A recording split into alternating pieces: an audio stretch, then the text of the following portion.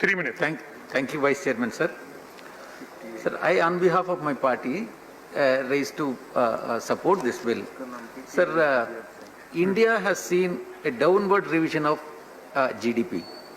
Sir, I would commend the Honorable Finance Minister for steps that Madam is taking from reducing the tax rate for new manufacturing sector to 15% and for the existing ones to 22%, and steps against the shell companies which is plaguing this country.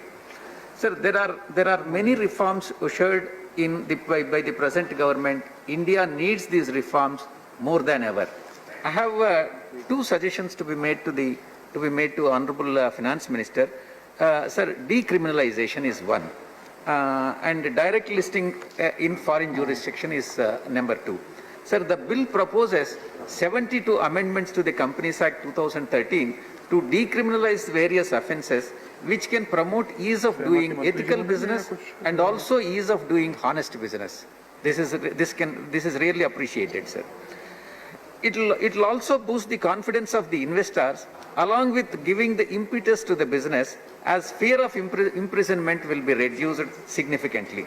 The decriminalization is only for minor procedural and technical faults which do not involve fraud, injury. The time is now 1 o'clock.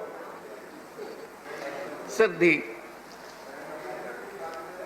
good aspect in decriminalization is only for the decriminalization is only for minor procedural and technical faults which do not involve fraud, injury to the public interest or non-compoundable offences. This is also appreciated, sir.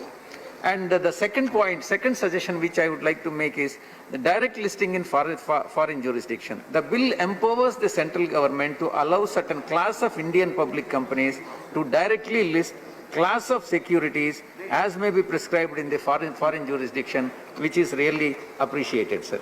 This is likely to help the startups to tap overseas market for raising this capital.